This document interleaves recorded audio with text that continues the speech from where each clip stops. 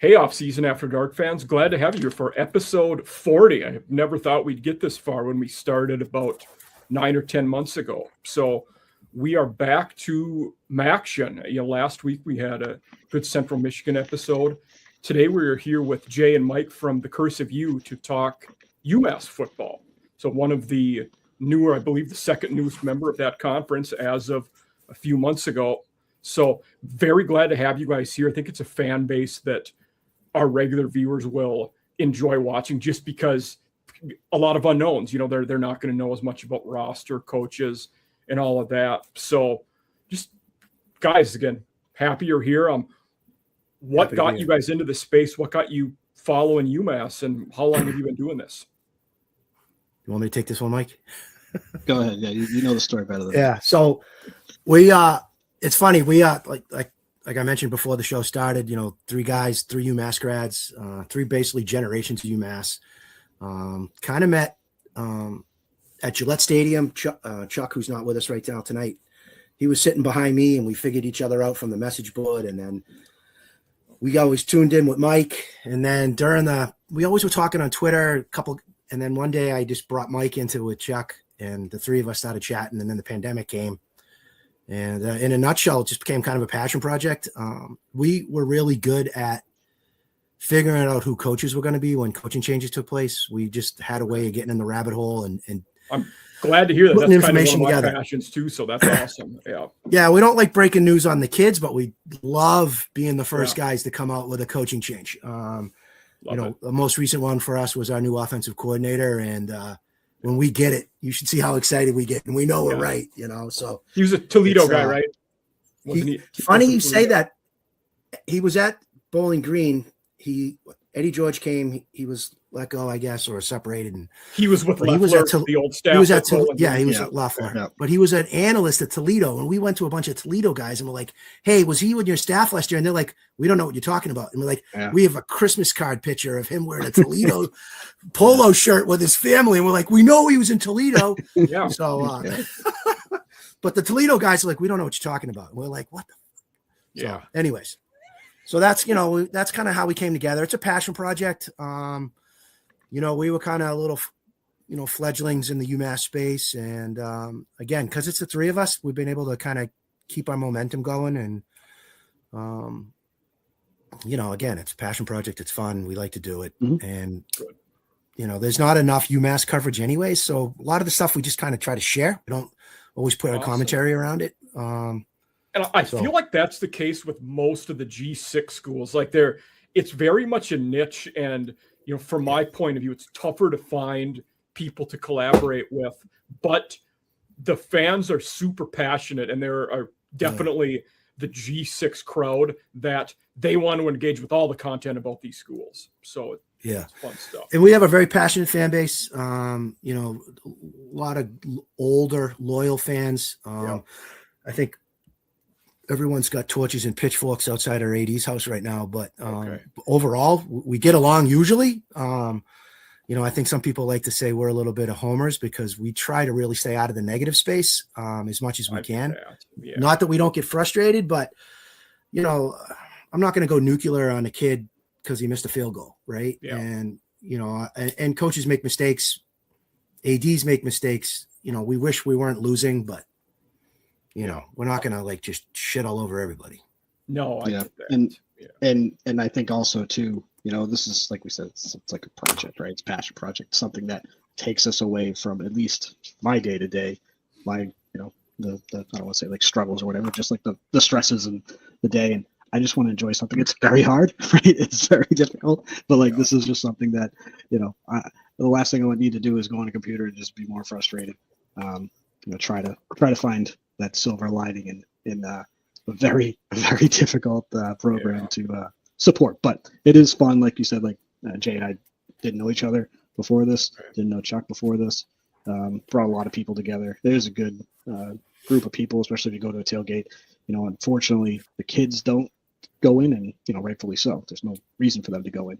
But if they ever go in, there's what's the word I'm looking for?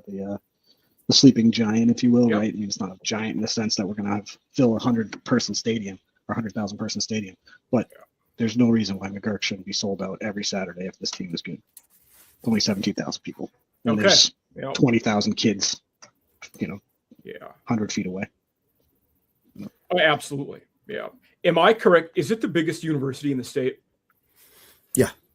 Okay. I figured it was. I thought it was bigger than BC, but yeah.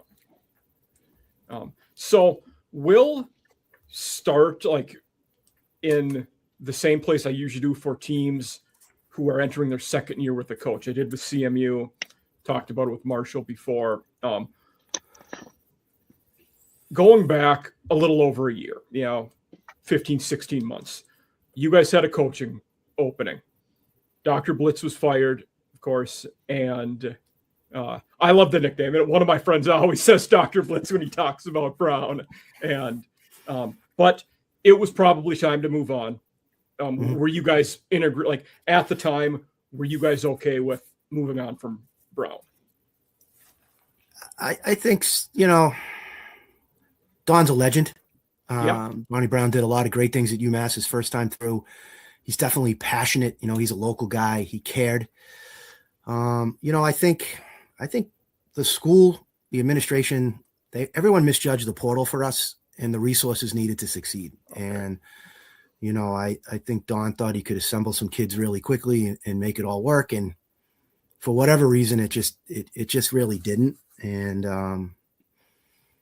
it was frustrating, but, I think we collectively, the three of us would say that, we thought he should get another shot at the MAC, the first year on the MAC, and the new resources that came available, but things were just missing, and I think that's kind of been the story for UMass from a coaching standpoint. Yeah. And I think the big frustration was just let him finish the year. It wasn't so much that, he went 2-10 or whatever it was. And you got to make a decision. The season was still going on. And if I remember correctly, wasn't it Liberty? Was that the last game? Liberty. And we lost to them in overtime or something like that. So it was like they were competing. But it just, it was half the fan base was fine with it. Half the fan base wasn't. Wasn't the right move. I forgot that it was. We don't know. Season 2. Yeah. But we heard things that, hey, he has to win out, or he's going to win whatever it was, like 3 of the next 4, and like Georgia was in there. And did you guys have Mississippi State at some point? In that? Yeah, we did. Yeah, so it was actually I want to say it was Liberty, Mississippi State, Georgia. I forget the rest of it, but it was Georgia and UConn were the final 2. Yeah, it was a really hard schedule, and he had to win 3 of them, and they almost had Liberty, and then I think one. Either way, it was just a hard task, and that's what we heard, and then obviously it happened. But I could 100% see him giving it. He should have had a shot with, going into the MAC. But at the same time, if we need to make a decision. If it's the right move, we'll see. So far, it's been a hard decision to back. I'm looking at that October, November that year was a bear of a schedule. Mm-hmm. Missouri, Mississippi State, Liberty, Georgia, UConn. Wow. Yeah. But we did get Missouri to come to Amherst. That was good. Yeah. That was and I want to say, what can you say those again? Liberty, Missouri, Mississippi State, Georgia, and UConn was the last one. Yeah. I think that was the talk he needed to get, like 2 of those or something. Yeah. And then he lost Liberty, and I don't think they saw 2 wins out of the rest of the schedule. So once that he was let go and you knew, the search was underway, when you guys arrived at Harasymiak, what was, A, your guys' thoughts, and then B, thoughts around, the program on the whole and fans and people, in the UMass world? Because from my perspective, I thought it was pretty good being a guy who had seen him at Maine, then being a native Minnesota, saw him as an assistant with the Gophers. Then he was at Rutgers with Schiano. So it seemed like he was doing the right things to get in place for that. What was? Yeah, he definitely was positioning himself to be in this kind of spot. It's funny, like, because I thought about this when we were preparing for this, and every coach that's come has gotten more than the guy before him since the FBS. So Whip got more than Molnar. when I say more resources, right? Yeah. Not necessarily incrementally a ton more, but so sometimes you wonder, like, why didn't they just give Donnie what they're giving Joe, right? But because Joe's got a lot of resources, but I think he came here, he says it all the time. He showed up. His first day on the job was the early signing day in December. We signed a couple of recruits that had already committed to Donnie. They pretty much cleaned house with the staff. I think he was running the show with our O-line coach at the time, our tight ends coach, who we has since retained, Matt Lehman, who's been here for like 3-4 coaches, younger kid. And then, a couple GAs who are no longer here, right? So they were quickly trying to put the team together with the portal, and he's out recruiting. He's trying to put his staff together. I think a lot of the people who hold the torches and pitchforks forget state of Massachusetts from a Commonwealth standpoint, from a business standpoint, it's molasses. It's slow. Nothing happens fast. Georgia fires their coach. They bring in a new guy, and you're already talking about the OC tomorrow, right? Yeah. UMass, that doesn't happen because, I don't know, we got a bigger background check process or something, but it just takes forever. And so, I think it was just that whole process made it harder for him, to be honest, and be a little bit of a sympathizer in that sense. But, but the resources, he definitely has more resources. And I think that's what freaks everyone out, because then we just laid an egg last year. Yep. Yeah. The D coordinator, how do you pronounce his name? Is it Hay? How do you? Kite. Okay. Kite. Jared Kite. Okay. Yeah, and he's been with Joe for a long time. I saw he was with him at Rutgers. He was with him in Maine. Yeah, Okay. He was actually, I think he was the defensive coordinator in Maine for a touch, and then he stayed in Maine, I think, and then he came to Rutgers when Joe got the Rutgers. I think, I think Joe came into, and Donnie had a lot of turnover that was going to be natural because of the graduating and the kids leaving school. And then, I'm sure like every new coach comes in, some guys just have to go, but I think, and he's all but said it, a lot of guys just, once things started going bad, the kids who'd been there for a while were like, here we go again. And you kind of get the feeling they checked out, and he didn't think that was going to happen with a culture change and new kids coming in. And so I think he realized pretty quickly that he was going to have to, sweep out some more and bring in some other kids that kind of fit the identity he wanted for the team. Okay. Yeah. No, that's fair. Then he took over, and I didn't know it was like the same day as the early signing period. That's good context to know there. So come time for the season, what were expectations like going into the year? I'm assuming they were not really high, but also not what you got either, somewhere in between. Depends on who you talk to. What would you say, Mike? What were your expectations going into the year? Jokingly, you have to convince me that we're never going to go undefeated, but okay, week one always. I will convince you for this year you will not go undefeated in 2026. Hey, you never know. No, I think it depends on every year. It's how do we get bowl eligible? I mean, we've never won more than 4 games. Like that's and since 2012, 2013, never more than 4 games. So, if we win 5, that's the best record that if we win 4, that's the best record we had since 2018, I think. So yeah, it just depends on who you ask, but every year it's bowl eligible. How do we get bowl eligible? Yeah. So yeah, going into last year, there was a lot of, Joe was very much pumping up this team. This is a good team. Even we had Rini Agolia, who's the Hall of Famer for UMass running back, very much like painting the picture on how we get to bowl eligible and how this team is just different. Everybody was, I wouldn't say everybody, but a lot of people were really bought into this team being something that it wasn't. I mean, they didn't win anything, so we didn't even get, and it wasn't even, hey, we went 0-12 and we lost 35-30, 40-42 or something. I mean, we were getting smoked. Buffalo was really the only close conference game. Really. Yeah. Basically. Yeah. We hung with Western Michigan for a bit, and then they took off on us, but yeah, They were and tough I think on D last year. They were a solid D last year. Yeah, it was just it was a hard, it was a tough season. It was hard. Yeah. We couldn't. Every week you didn't know who the quarterback was. For a stretch there, it was. We started with Brandon Rose, and then it went to he got hurt, and then it went to Grant Jordan, and then quickly went to AJ Hairston, and then Harasymiak saying how much he loves Hairston, and he seems like the guy, and then we go back to Rose, go back to Jordan. It was every week was tough. It was a tough watch. Okay. I imagine, and I think as a fan base too, I think we probably showed a little disrespect to the MAC, and I think we all bought into the hype that 100% that UMass was going to have a significant enough investment that would put us at the higher echelon of the programs in all sports, but specifically football. But I don't think we actually knew what that meant. I'm not sure that we had, the $1 million in day one, right? And stuff like that, because we never had that money before. So where were we getting that, right? But we definitely, I think, disrespected the MAC, and we paid for that, without a doubt. And the funny thing too about that is it's not like we never played them. It's not like we joined Conference USA or Sun Belt or something. We played, I think, the year prior we played the MAC 5 times.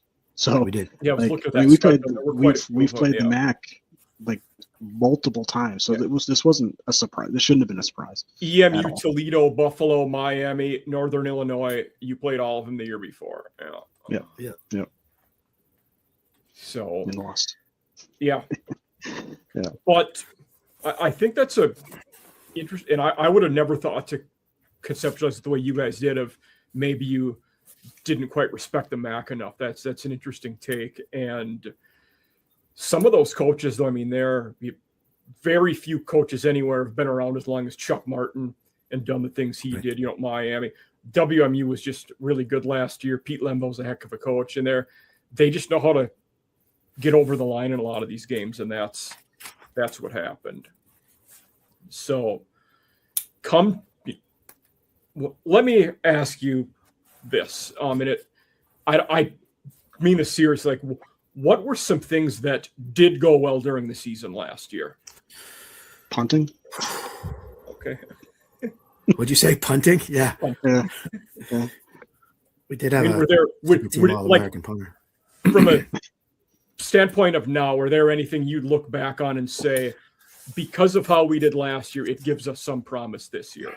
Were there any position groups that were okay? I will say I watched a few games, probably more than a lot of people, because I am one of the few people that is in a college football fantasy league, and it's PPR.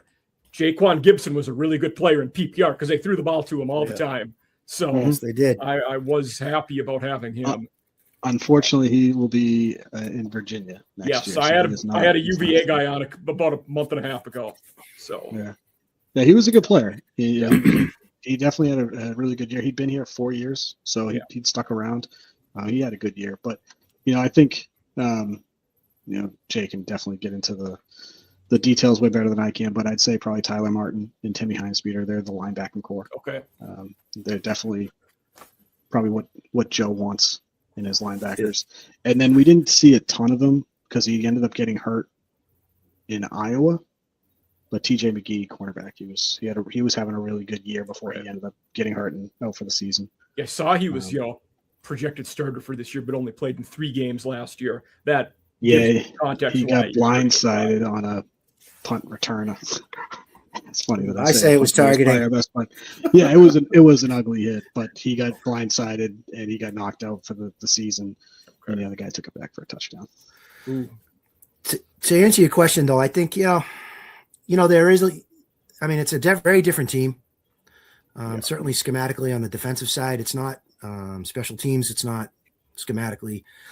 Offense will be all new, but I think one of the things that we'll take away is the kids who left either had an opportunity to better themselves, like Gibson, like Marcus White down in SMU. A lot of kids aren't playing that left. I saw most of the kids, and that was a disappointing thing for me. Was all the guys that entered the portal and didn't sign anywhere. That's tough. Yeah, it is tough. And college football's tough. As a student athlete, some kids just get burnt out. They may enter the portal, but that doesn't mean they're actually looking. Yeah. We had one guy who went in who hadn't played in a year and a half, and he went in and he's a coach, Division III now. Okay. But he did enter the portal. Okay. But I think that what we see and what we've heard, especially from like players and families, is the culture's growing the correct way. People want to be there. We know some kids who left in the portal that have gone to other schools that didn't want to leave.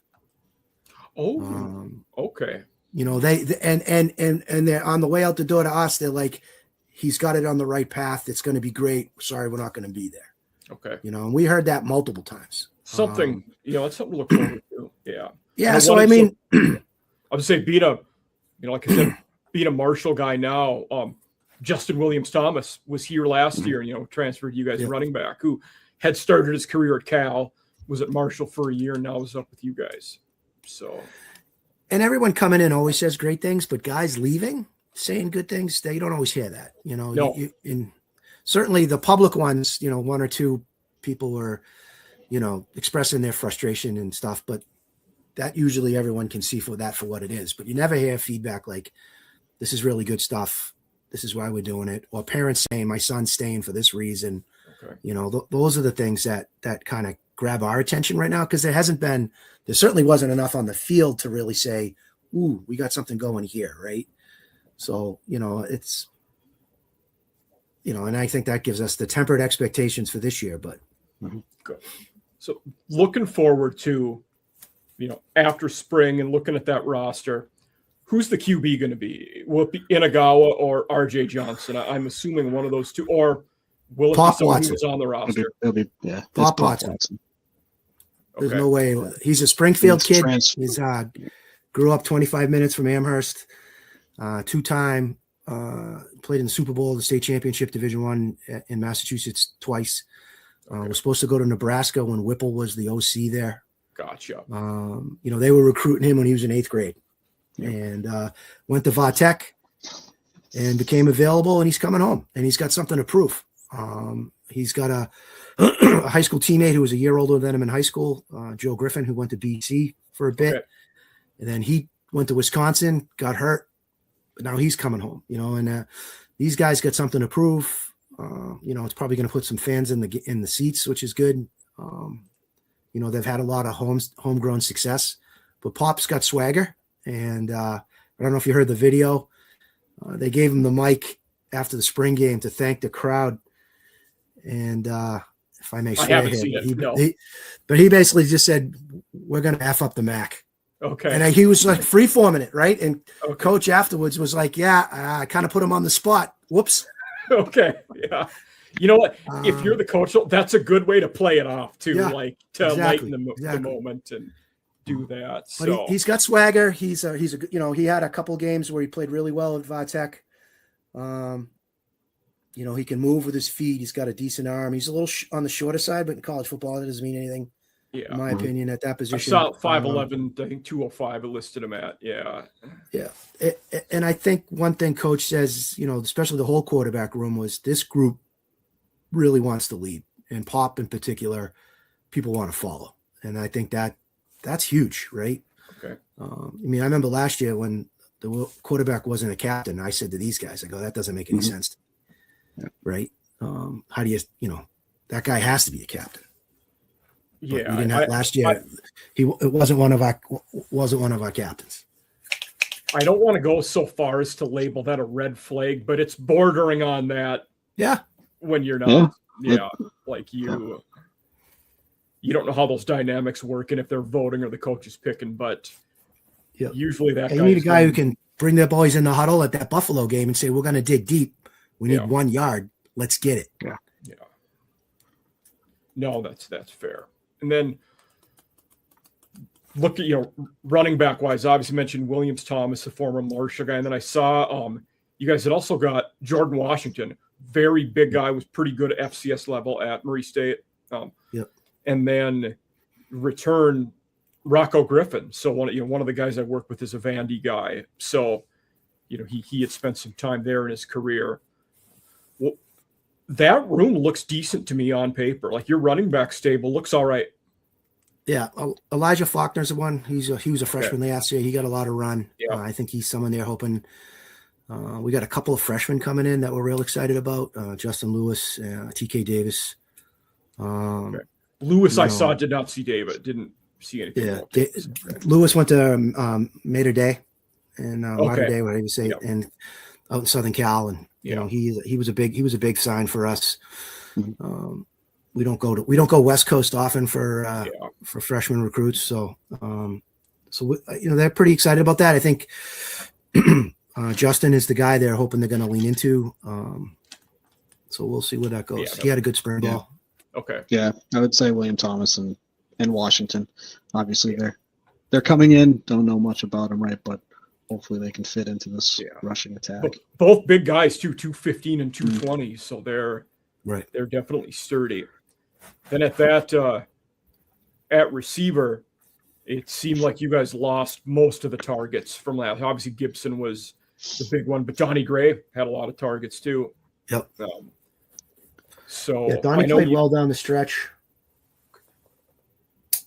Yeah, the big one is Joe Griffin though. Like he should be coming in as the true number one. Something that we haven't had in a while. And I do think even like targets and receiving, it was so tough last year because we were behind right off the bat, and they knew we were throwing. So it was even hard to gauge some of these guys because it's hard to pass, hard to move the ball in general. But Joe Griffin coming in, he's the guy. One guy I wanted to ask about spring ball wise was Randall King, who transferred from Campbell. So I know the old coordinator at Campbell is a guy that I had coached with at one point. So he never showed up. Okay. Yeah. So he's not on the roster. One guy they did get was Devin Williams, comes from I think East Texas. He's had a lot of good production at that level. Devin Matthews. Devin Matthews. What did I say? Williams. Yeah. Devin Matthews, and then T.Y. Harding is coming back from injury. He's had some good success. He got hurt in the Temple game and just really couldn't get going again, and then missed the rest of the season. So we're really looking forward to him. He's a local kid, Mass made. And then we got KDJ and Elijah Pedro, who've been in the system for a bit. Okay. And then a couple and again, there's some freshmen walking in there as well. Yeah. I saw David Moore was one of the freshmen who seemed to, be pretty promising. Yeah, he enrolled in January, so he got to go through spring, so that was good for him. Yeah. Then tight end wise, it seemed like you looked pretty good there and returned most of your guys at that position. Yeah, I'd say technically that's from a production standpoint, that's the deepest room. We have one freshman coming in, but everyone else was on the roster and played a role last year in some fashion. We want to control clock. So, and we want to control clock. So we're going to have a lot of 12 and 13 packages anyways. So that was my next question was, are you going to, see Dowling and Markovich on the field a lot, at the same time? Yeah. So Reese Atkins, who's a beast, So I will say the depth chart I was looking at said Atkins graduated and was not there anymore. So I'm glad you. He got another year eligibility, so he's back. Yeah, so they return. I think they return everybody from that. Yeah, except for the freshmen, they return the entire room. I think there's like 5 guys. Yeah.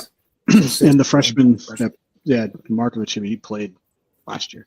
Yeah. And I feel like about every episode I've done, about every episode I've done, there's someone on the roster like that where my depth chart says they graduated. Nope, they got an extra year.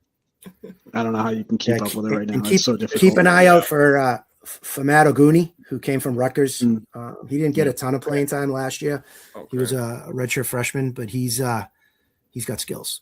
Yeah, I see him. Yeah, I did see him on there. So then O-line wise, I saw both guards were coming back, Weedman and Brock Taylor, and then replacing the other 3 guys. So Sully retired. But we got Peyton Miller's coming back. Oh, okay. Brock Taylor's coming back. And I think, we got 2 transfers coming in that probably just started this yesterday or today with summer camp. one kid, how do you say his name?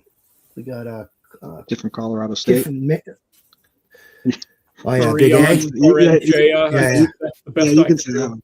Yeah. Yeah. They brought in And then- Greg Knox from McNeese State. He was a big ad. Yep. Okay. They've got a few. I mean, the whole line was rebuilt.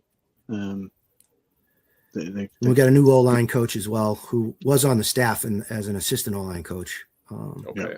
But So- Greg Klingensmith's coming in from William and Mary. He's a big boy. He was at the spring game on a visit.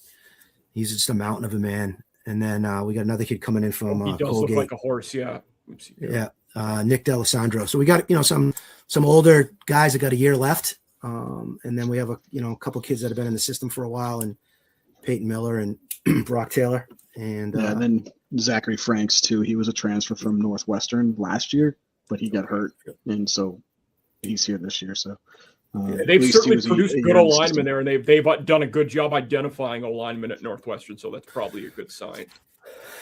yeah, Hopefully, but we're gonna live and die by the O-line. So, no getting around that.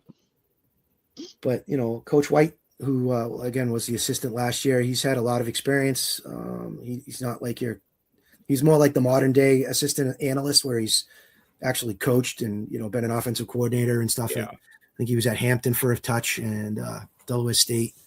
Mhm. So he's tireless. He's a really crazy recruiter. He's out on the road all the time. He's one of the more vocal on Twitter recruiters. And school, relative to good. the FCS, they've done pretty good the last couple of years. Deshaun Jackson is at Delaware State, so there's definitely been some buzz there.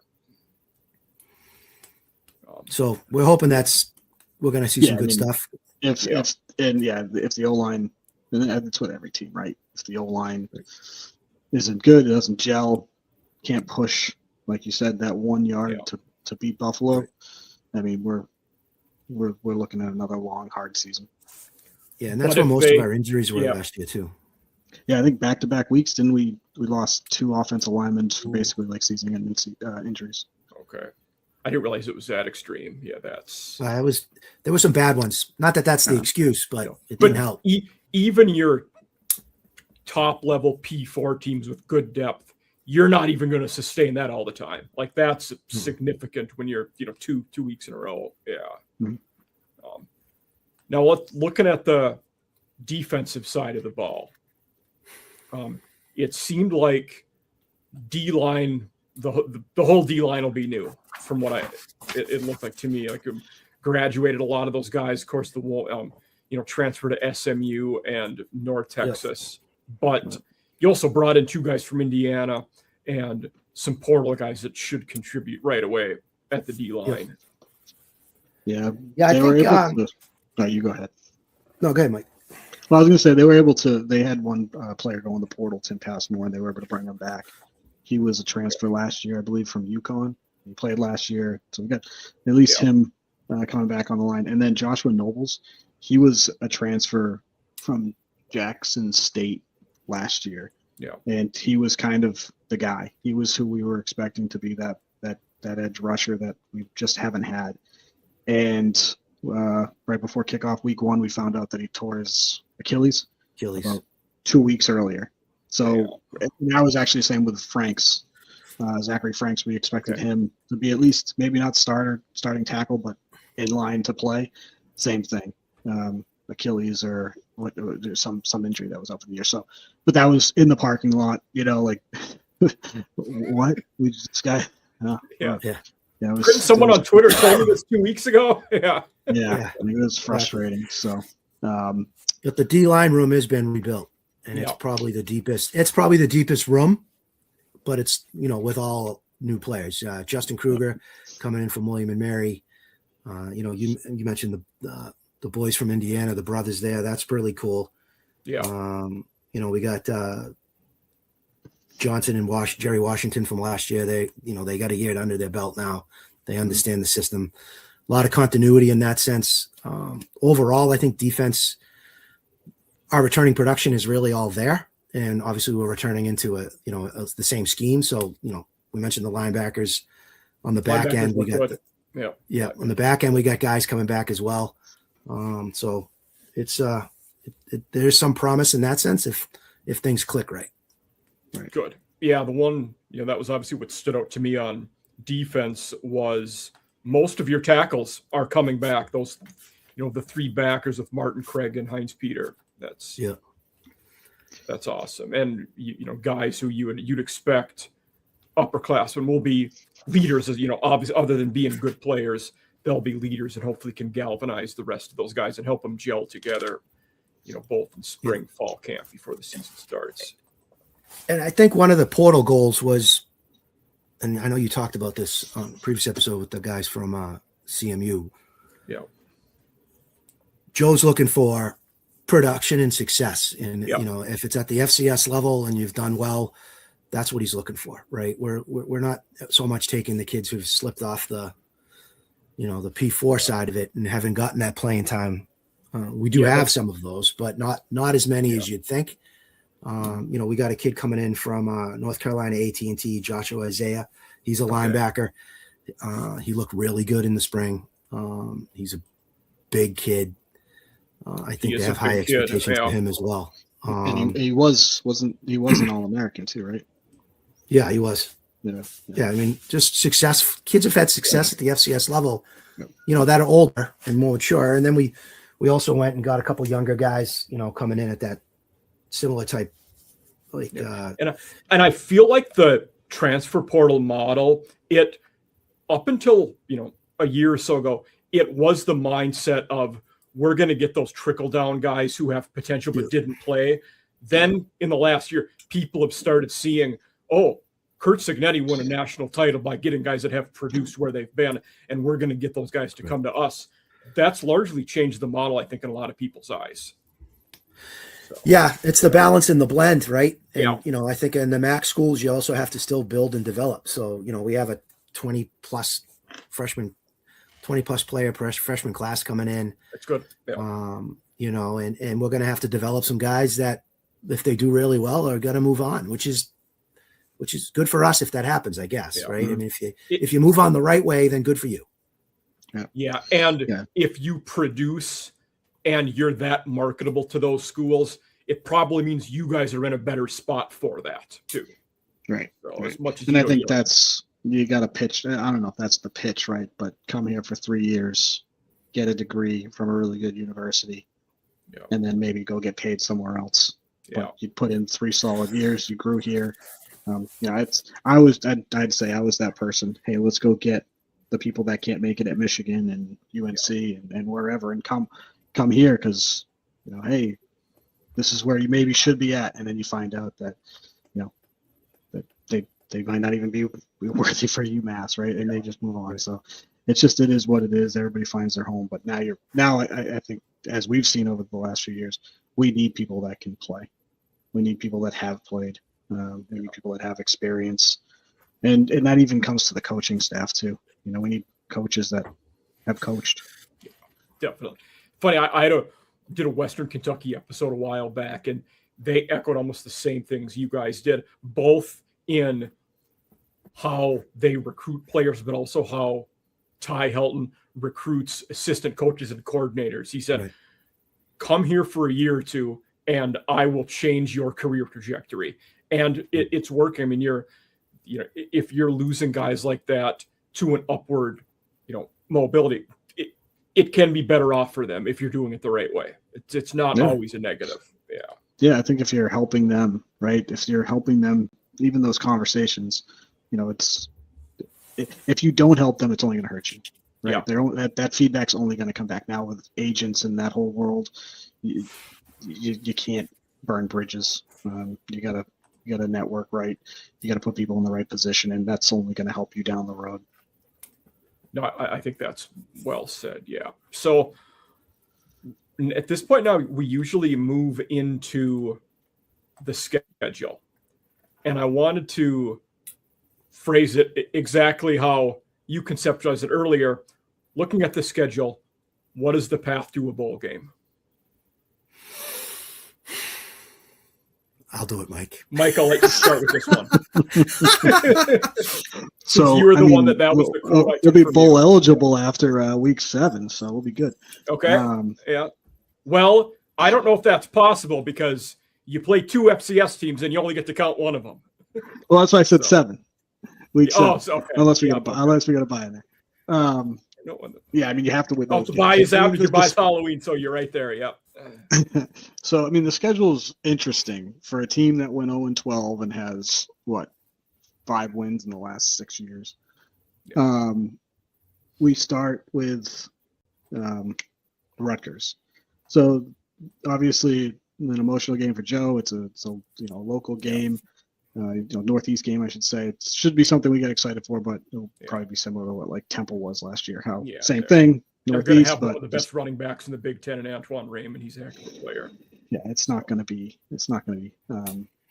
Most likely not going to be a fun game. But then you turn around, we all have to take those games for a paycheck at the G6 level. It's just part and parcel of the way it is. Oh, that's been our life. That's been our life. Yeah. I'll take Rutgers over. I mean, go back and look at those independent schedules. Yeah. I mean, we would play like 4 SEC games a year. Yeah. It was brutal. Marshall, we open up at Penn State in week 1. So same thing. So at least technically this is the lightest. I mean, we only have one P4 game for the first time in what feels like forever.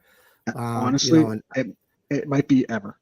It might be ever. And and it's not a top echelon team either, right? So it's not a Georgia, it's not an Auburn.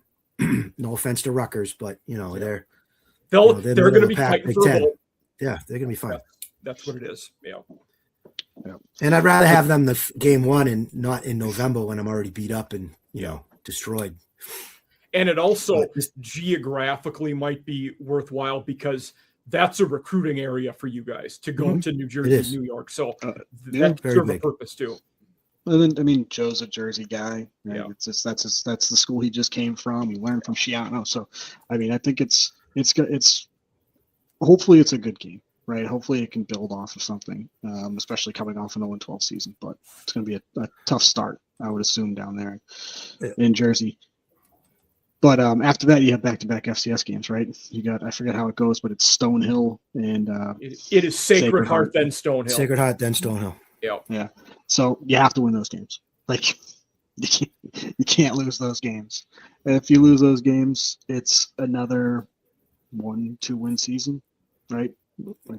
Unless you lose both, then if you lose both, Joe is on the hottest seat in the country.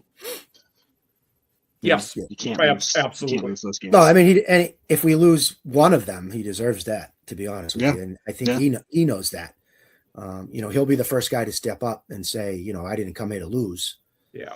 And I also didn't come here to nuke my career, I think has been his line. So. Oh yeah, and let's be completely honest here. Like, I mean, as much as he's a Northeast guy and he coached at Maine and he went to school in Springfield, he is leaving, once there's success, right? I mean, I think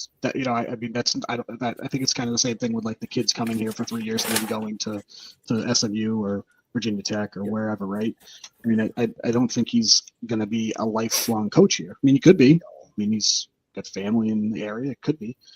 But he has to win. You almost feel like he has to win. If he is a lifelong coach, it's good and bad. It's good because he's elevated the program, but he's probably not elevated it super high if he's there forever too.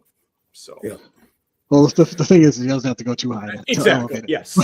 but what I'm saying is like if he wants his career to have it that next, he has to win. There's if he goes 0-6 to start next season, who's hiring him to be a head coach? They're hiring him as a safety coach, and maybe one of his buddies takes him in somewhere. I mean, his what's his name down in Miami's the D coordinator, right? So he might have a spot down there to land. Yeah, to land nice and comfy. Together. Oh, they've been bouncing around together for a while. But that's what I mean. Like, he has to win. So he has every reason why he needs to win these games because he doesn't want to, like you said, nuke his career. But so you have to win those 2 games, period. And you have to win them. Like, it can't be a 20-13 win. Right. You gotta win. Yeah. Your hope, and it might sound like lofty expectations, but you want to empty the bench in at least one of those games. You want everybody to see the field in one of them. Yeah. You need to, you gotta embarrass somebody. Like, you have to. Like, you gotta let it out. And then I'm assuming after those that- games are both at home. Is that They are at home. Yeah. okay? Back to back at home. You know, Yeah. and it's, you know, this is where the optimistic comes out, which I personally am trying to temper that, but it's hard. But Yeah. we could be 2-1 flying to Yeah, Sac that's State. That's where I was going. I'll say Sac that State. If Sac conference State was coming to rivalry- us, Yeah. I would say we could beat them if they were flying to Boston. Mhm. But we're flying out there. But they're basically an FCS team. And I don't mean to say that in a negative way, but they signed up late. They You know did. what I mean? So now they got to ramp up their roster. And we all know that if you're going into the portal, who knows what you're bringing in. You got to get all those kids to gel. They have a new coach, again, accomplished guy, but still there's a lot in our favor other than the 3,000-mile flight, right? But And their in a roster is weird going to be way, as turned over as you guys are too. if not worse, you know, and, you know, in a weird way, we could be 3-1 coming home to play Eastern Michigan, Yeah. but we're likely 2-2, and that's okay. You know, I mean, we haven't been that in a long time. And then Eastern Michigan is, you know, they're not the cream of the crop in the MAC. No. You know, I mean, it's hard for us to say that about anybody, but you know, that's potentially a winnable game. And then the schedule gets kind of hard in the MAC, and you know, we got UConn on that in the back end, and you But know, and the way you you guys could start run- off really strong the next and three then get games beat up is to hard. finish the season, which would look bad. Or you get momentum. Uncle Mo kicks in, and all of a sudden, you know, you punch Miami, Ohio in the face. Maybe you don't win, but you rock their world, and now everyone is taking notice. You know, and but that's me being optimistic. Yeah, you got that's Ball where I State think and both, that you know, Sacramento State game is. lifelong conference rivals, geographic buddies, Boston. We're looking Massachusetts, forward to them. Sacramento, California. They got some fun presence on Twitter. They definitely feel disrespected, so I think that's been our bond. Okay. You know, as a fandom, you know, for different reasons, but definitely, I think we both have that disrespect kind of feel. I think we've earned ours a little bit more, but Yeah, but I just think that's the biggest game in the schedule because I mean you should theoretically beat the FCS teams at home, and like you said, if you go over there, you're 2-1. You know, hey, they're FCS schools. You haven't won a game in in a year. You got 2 wins already. You're going to essentially another FCS team, and you know, looking at their schedule, they would have just played North Dakota State, which is obviously a good team. They'd have Fresno State, which is another good team. Eastern Yeah, Michigan, that's they game played 5 them. for them because they have a FCS week too. 0 game. So right. yeah, so like they've played some games. They've had that home opener, right? So maybe that like They play those EMU in fireworks week are- 0. I didn't realize that. Yeah. Yeah. So And maybe they took our Hawaii game. Yeah, Okay. their end of the season. We had Hawaii. We swapped it Yes. however you want to swap it, but We were supposed But- to play Hawaii yeah. this year, and we separated for that. Ooh, I didn't know that. Okay. Yeah. Yeah, Yeah. we added the FCS, and then we you know, we had 13. Yeah, I we had think 13 games on the schedule. we had And then 13 took games, Hawaii. and I think Hawaii was less about money and more about it just wasn't going to be good to go in West Coast twice Yeah. for a young team, a gelling team, you know, and Hawaii's wants to going to play be two pretty FC good next year too. They return a lot out oh there. yeah. Like in They that do. conference, they're going to be tough. But I think from a culture standpoint, you got to build winning, and even if it happens against Sacred Heart and Stonehill, it's going to start the ball rolling. Yeah. And we desperately need that. Yeah. And you guys are in a point now. It doesn't matter who you beat. You just got to get some wins in that left column. That's it. 100%. Yeah. 100%. There's no getting around that. I mean, you have to, like you said, you have to beat Sacred Heart, you got to beat Stonehill, and we'll be 2-1. And people still complain, right? Like you go on Twitter and you'll see people complaining that we're 2-1 and we beat 2, FCS schools. You haven't beat anybody. This, that, and other thing. That's our own fans, right? It's like, God, let us have this one. Yeah. We've lost. Maybe you know this, Jeff. Top of your head, how many FCS schools we've lost to? But Don Brown didn't lose to any. But like Walt Bell lost to like 3 or 4. We lost to Bryant last year, so it's not like this is a layup by any means. It just has to happen. You have to win these games, and then you have that opportunity going to Sacramento State to really, say that if we we're- came home from West Coast winning. 3-1, it honestly that changes the season, right? 'Cause Season's you start to build that momentum. The culture's changed. Kids think they can win now. You know, it's not, oh, here we Yeah. go again. And that's Yeah. what he's trying to beat out of these kids, you know, and Mhm. you know, change that culture that, you know, we're not losers. No. Right. And I do that's- think that's hard to do. the action, because that stretch after that, right? Eastern, hopefully we can compete with Miami, Buffalo, Miami at home, at Buffalo, at UConn. That'll be difficult games. But once you get in the action with Ball State and Akron at home, I think those are games that we should obviously compete into. We have to go to Toledo, new coaching staff. Who knows what happens there? There's a lot of unknowns around Toledo. This is probably the most up in the air they've been in a decade, probably since before Matt Campbell was there, to be honest. Yep. And I'm pretty high on Mike Jacobs. I think it's going to be a really like the good hire. coach. Yeah. I really like the hire a lot. Yeah. The good news is that's the good fine, news but is he it's- won't be there long because he's going to pass. He's going to pass through. And putting a new system in, though, hopefully that would be one you guys could nip them, though. Yeah. Maybe. So, Yeah. So, like I said from the beginning, 12-0 is still on the table, but it's gonna have some bumps in the road most likely. okay. No, I always like that. What do you got? Another one on the schedule, Akron. They were a pleasant surprise last year, you know, finishing 5-7. Like I told the CMU guy last week, my absolute favorite football tweet of last season was winning 5 games with this Akron team should qualify Joe Moorhead for sainthood. And I laughed at that one because, man, they weren't very good, but they were doing some good. And, of course, they had that final week bye, so their season was done early as hell. Right. Yeah. Mm-hmm. They had it. What? They got us. They got us good. You know? Yeah, they crushed us. Yeah, it was. They took the wasn't first kickoff back for a touchdown, right? Wasn't that something No, like that was that? Kent State. Either way, it was over. Was that Kent State? Yeah. Either way, They were It was another over- team who was it was better than I thought they would be. You know, with the interim, heck, better than I thought Yep. they would be. Yeah, because they were Yeah. so bad No, under Kenny Burns the previous 2 years. yeah, they Yeah. kicked the shit out of us. Yeah. There was no getting around that. That was an ugly game. Yeah. So looking at And unfortunately, that came right after Western, and we actually competed Oh, pretty. yeah. Say we competed with Western, we still didn't score, but we had, we competed with them, and then only to go to It was a close game Kent. till it Yeah, wasn't. only to go to Kent and just get destroyed. yeah, that is what happened. Yeah, There was a But- theme there. yeah. Walt Bell getting you guys back, I suppose, in the Western game. We Yeah. were I fans will of Walt. be the first to eat crow when he got hired. I thought it was a good hire at the time, and you guys got him from Florida State. Like I thought it would work, and it clearly didn't. So No, the pandemic didn't help him either. But that's fair.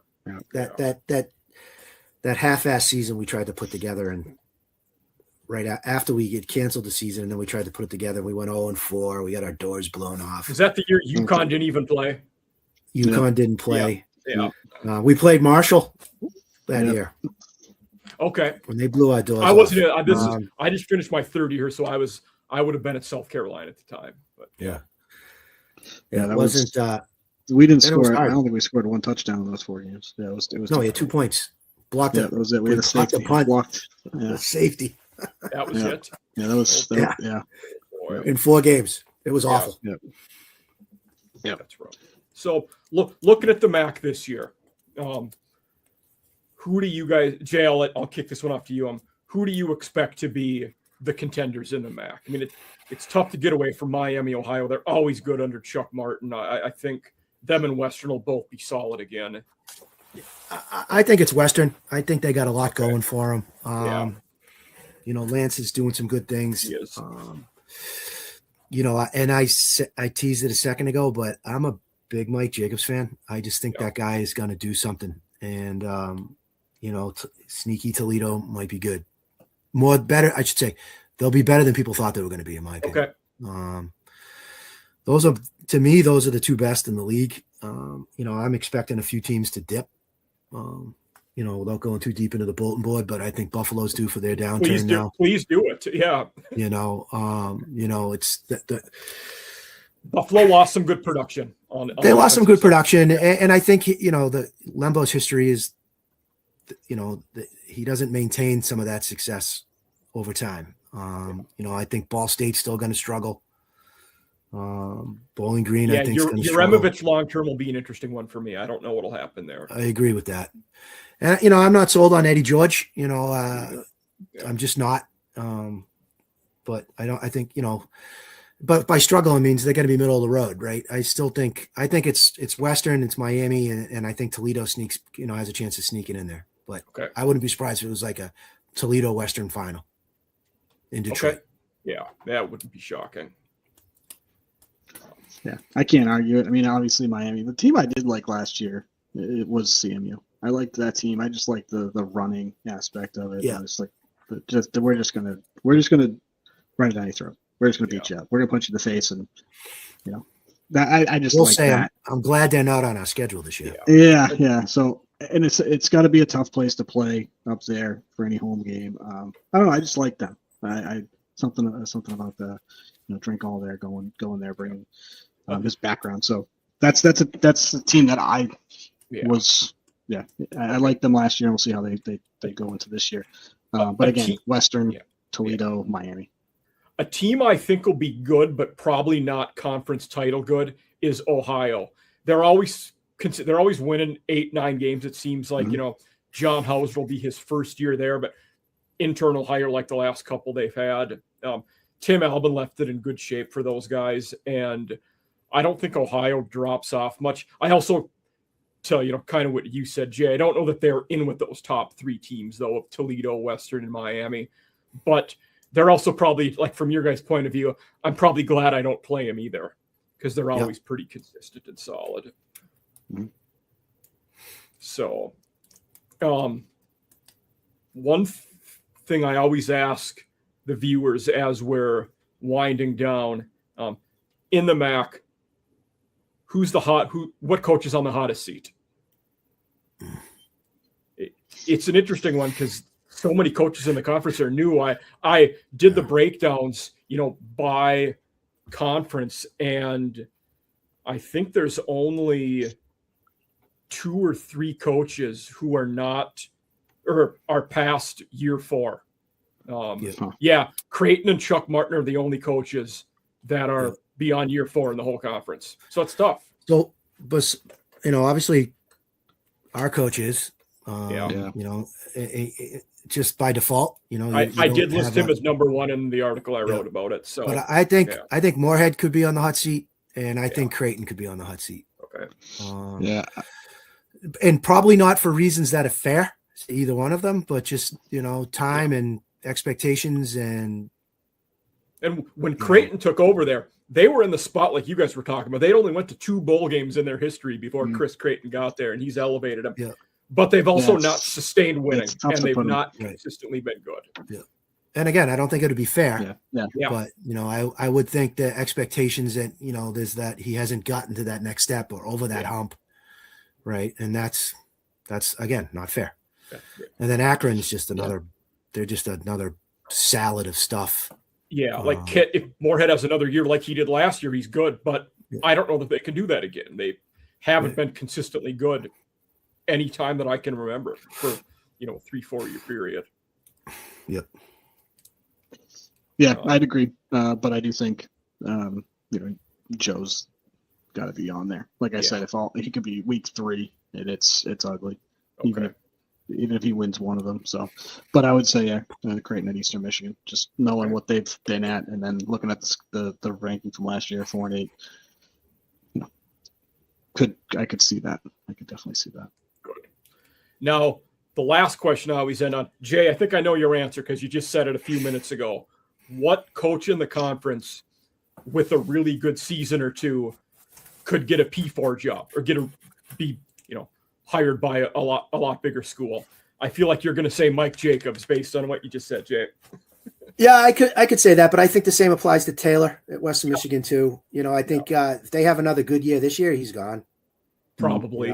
Yeah. And then maybe our old friend Walt Bell takes over Western Michigan, right? So we'll see. I wonder. Yeah. Yeah, I mean, I'd have to agree. I think it's between it's those two. Because Yeah. like you said, a lot of everybody else. Yeah, no, it's those two. Okay. Has to be. I don't think Chuck Martin wants to leave. You know what I mean? Yeah, I think that's what I'm thinking. he seems right. he seems He would comfortable, have by now right? if he wanted to leave, probably. Right. And then everyone else is unproven and new, you know, and that includes our own coach, right? So Yeah. it's a lot of turnover in the league. Drink from CMU he could go to.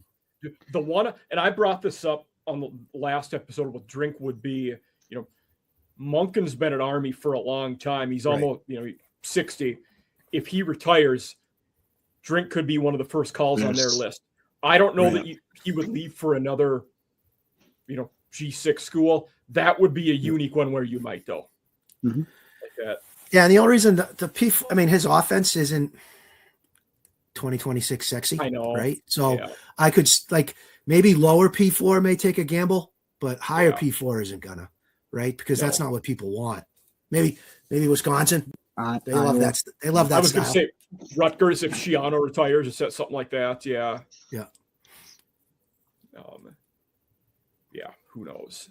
But yeah, whoever's the next PJ Fleck, right? Like whoever can catch that lightning in the bottle, have a couple great seasons. Could be one. Could be. Yeah, and the other one I brought up is Eddie George, from a sense that Eddie George's bar is lower to get like a lot like Taylor, Drink, Jacobs. These guys might have to win 10 games for a couple of years.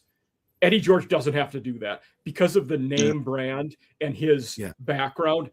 He needs to do less to get one of those bigger jobs because he's already a known commodity.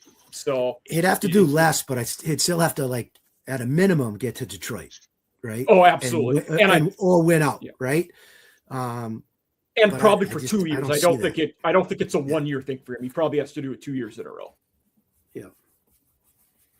But so I'm trying to find what his record was because 4-8 Tennessee State.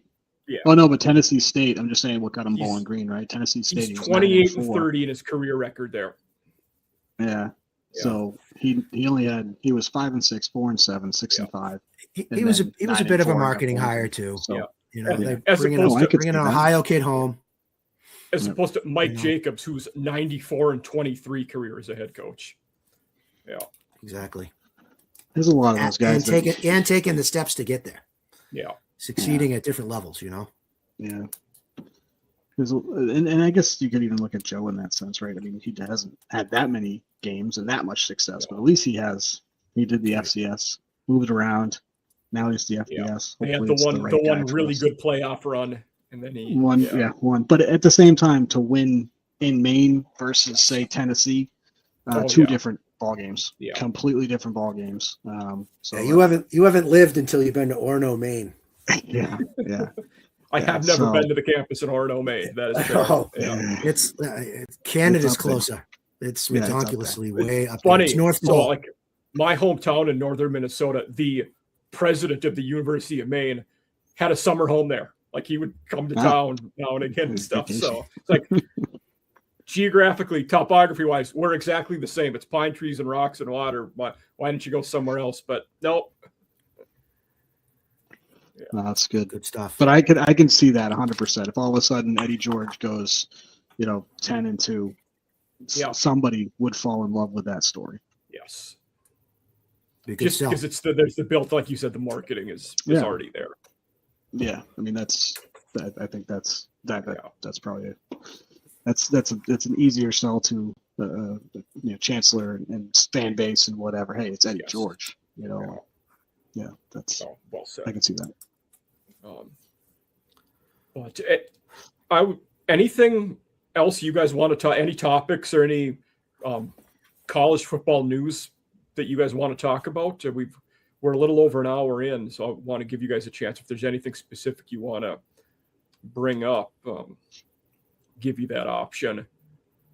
otherwise, yeah, We nothing. covered a lot. I appreciate your time. We did. I think Oh, glad to have you it guys was fun to on. be It was able to great do this. great to have another fan base in. So Yeah, it was fun. It was good. And we're hopeful. Oh, I'm glad you should be. Yeah. I mean, that's what we wouldn't be doing this if we weren't, right? I mean, it's fun, it's exciting, but at the same time, it's something that we do find a lot of. What's the word I'm looking for? Gratification. Yeah. I mean, we put a lot of effort into a lot of work, and we're trying to do some other things with it. But it's been fun, especially when you go to the games and you get with the other fans that you talk to every day, every week, who's just as into it as Jay and I. So it's a ton of fun, and hopefully this year we can bring some wins, because that makes things a lot. I don't know if you've been to Amherst, but it's not.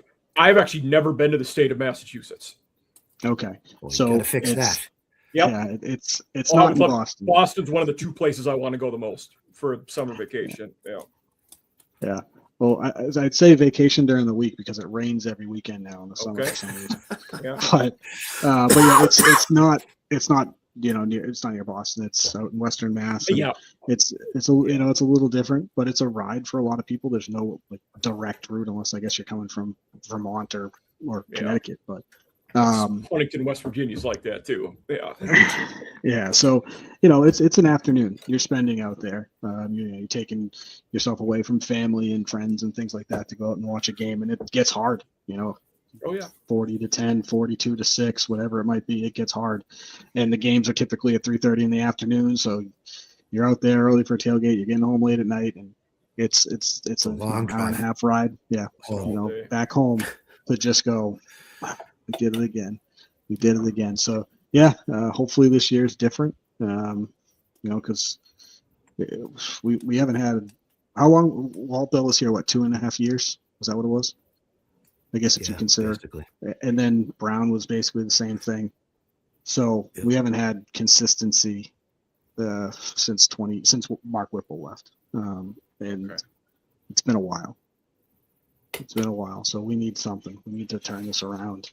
And you just gotta hope. I mean, there's nobody's gonna change it but the team on the field and the coaches in the room. So we just gotta hope this is the year, and then it builds something. I'll ask you guys one more question. And this is broader, all of college football one. Your thoughts on the proposed 2014 playoff? Hate it. Okay. Too many? Too many. Okay.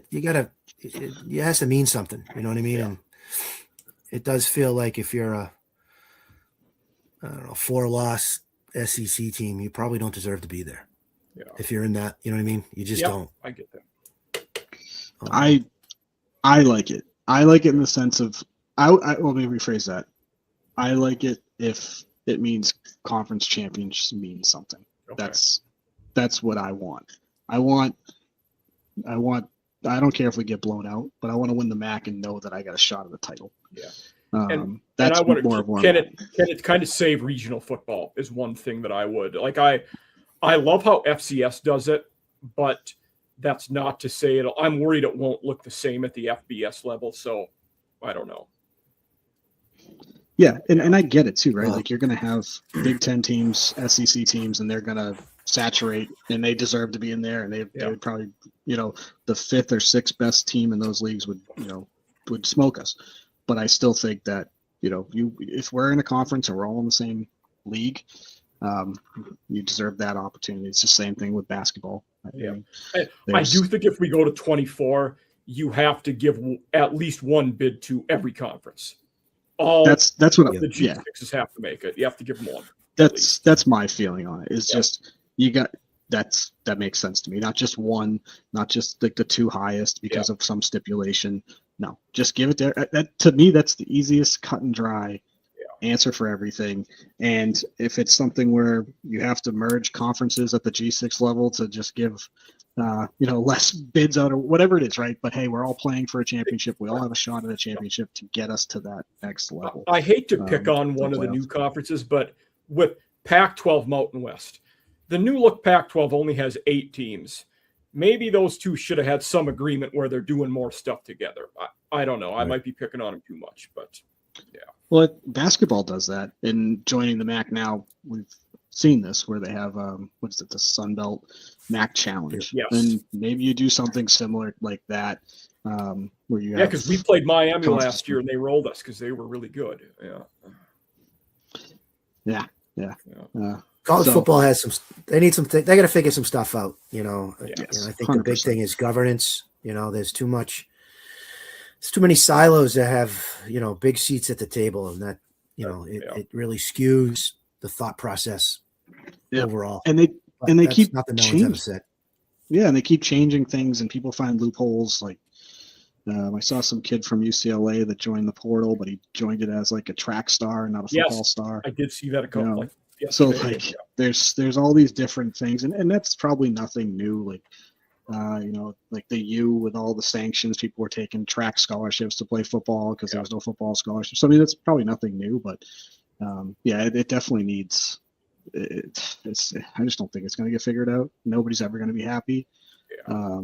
But if they did a bigger tournament, I just think that it makes sense to me that if you have conferences, if you win a conference, you get in. And if maybe there's hey, the smaller or the G6, they win their conferences, there's some sort of play into the tournament, fine.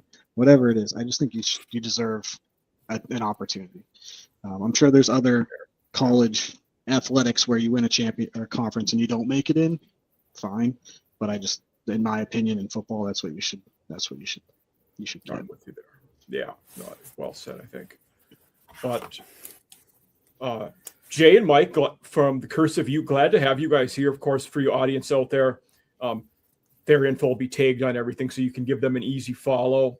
But want to thank you guys for being here. A lot of fun. The hour went by quick, and hopefully we can collaborate in the future. Look forward to continuing to follow you guys.